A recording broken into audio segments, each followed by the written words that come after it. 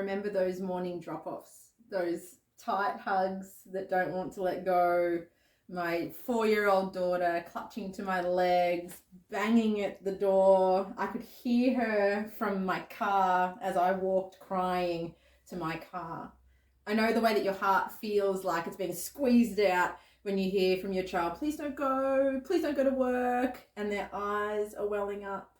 I still remember my daughter lingering at the door, just one more kiss, maybe we'll try. The walk back to the car, I felt this guilt, this heaviness, this weight.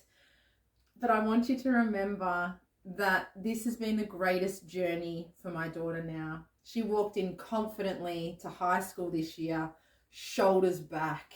Bye, Mum. I have built up that confidence in herself. I have supported my own anxiety in this moment, and I want to help you with this journey too, because I know right now drop-off could be the hardest part of your day. I know you're possibly feeling, I'm not ready for them to go to kinder.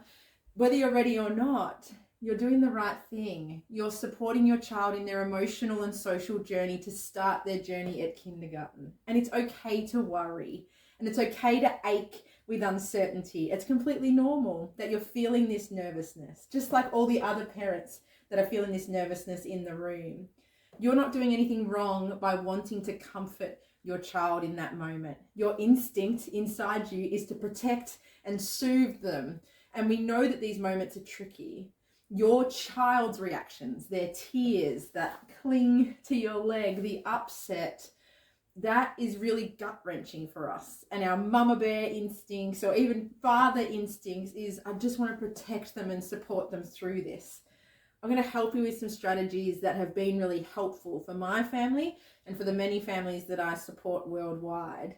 I want you to know that your early childhood teams get it. They go through this drop-off routine every year. It's part of our training. It's part of our role. We are used to this. So please, it might be your first time experiencing this, but I can guarantee your educators, your teachers have gone through this before.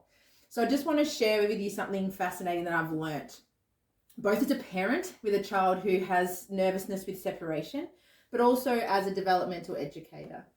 Our children are actually reading our emotions.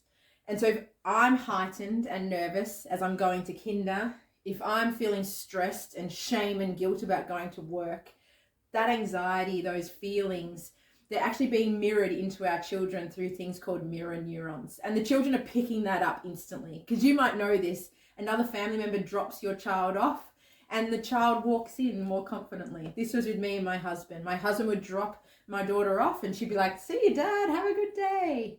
It's not to say this is all your fault, but it's just to show that in our brains and in our nervous system, we have these things called neurons, and we have mirror neurons. If I smile, you smile. If I yawn, you yawn. If I laugh, you laugh. If I'm nervous, the children around me are nervous. Same as if you're going for a new job interview or you're meeting someone new, a new friend.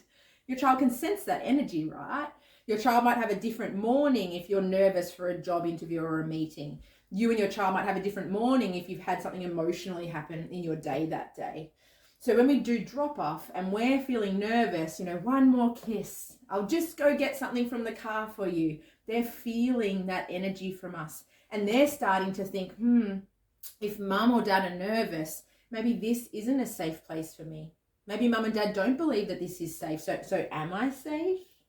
And this is not what we want for our children, because we know our anxiety, our brain knows that this is the best place for our children. Social and emotional development, play and movement and self-regulation, all these goals we have for our children, we know this is the safest and the best place for them.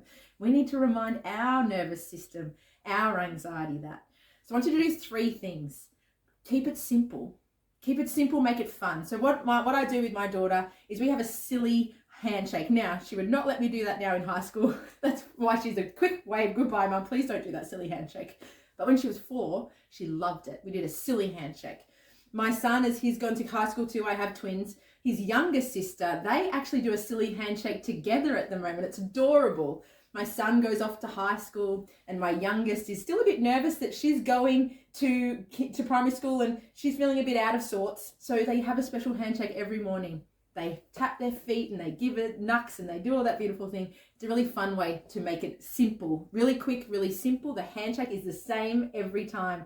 I need you to make it quick. No more than 20 seconds in that handshake moment. We want it quick because if our anxiety is lingering, our children's anxiety is lingering. And research, psychological research shows that to support separation anxiety, we need to make it quick because we're thinking about our child in this moment. And we know scientifically, if my anxiety is up, then my child's anxiety is up. I need that separation to be really quick, as quick as you possibly can. And I know that can be really hard sometimes if you know your child is going to be like my daughter and scream the room down and bang and throw her body at the door. It's horrible. It was a horrible thing to go through, but we made it quick and we made it fun for the benefit of my daughter, for the benefit of your child. We make it quick and fun.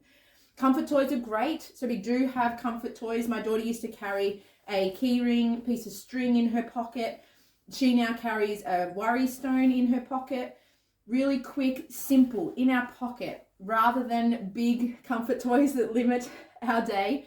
Comfort toys can be great, but they're quick and they are organized before we get to kinder. They've already got it ready in their pocket in the car, so there's no going back to get things from the car. We want to try and make sure it's super quick. I love you. You're going to have a great day. It's wave and go. And it feels horrible. I know it feels hard. I know it's emotionally stressful to leave your little one. But you're not alone in this. There's many parents like us who are crying in their car at drop-off. I've been there just this year. It's knowing that we need to help our children build up these social and emotional skills, and it starts with us. We're going to be really brave for our children. We're going to try these really simple strategies. A fun high five. I used to take my keyring out of my pocket, give it to Isla in her pocket. Some of us, we have a strategy where we have a scrunchie. So I would have the scrunchie ready to drop off. I'd take the scrunchie out of my hair. I'd ask them to look after my scrunchie. Scrunchie is put in their hair or on their wrist and have a good day. And it's interesting when we tell our child, you're going to have a good day. You're going to have lots of fun. You're going to enjoy the Play-Doh and the sandpit and the painting. We're reminding our own brain that they're going to have a good day. And they are looked after by the most beautiful educators. Educators that give their life and their compassion and their support to your family. They are left in really beautiful hands. This is a safe place for your child to be. And I need you to remind yourself that, and most importantly, remind your child that you're going to have so much fun at kinder and I'm going to see you later. Some children even like, see you later, alligator, wave and go. If you have any questions around separation anxiety, or you'd like to learn more of the research that we have in Allied Health for separation anxiety, please be sure to reach out. I'm surrounded by lots of beautiful Allied Health and we all try and put together strategies for you to support them in this transition. If you also need my vagus nerve handout, I have a handout that has activities that you can support children's nervous system and anxiety from the car. So really simple car activities. Just reach out. You'll find me at Play, Move, Improve or the Kindy Coach, and I can give you those resources for you and your family. Please know that you are doing the absolute best thing in your child's independence and confidence to make that drop off as quick and as fun and as light as you can, and know that educators are very well skilled, highly trained in supporting children if they do show those sympathetic nervous system behaviors that may be screaming, crying, banging the door. We are very versed in that. It is part of our typical early start of the year routines, and we're here to help you and support your family. So as a community, let's gather our parents in the hallway, gather us and wave and go, and try and really support us and remind us that we are all okay. Our children will have a great day, because the quicker we make that drop off, the less anxiety your child carries into their day. Good luck. You've got this, and know that we have a big community here to help you out.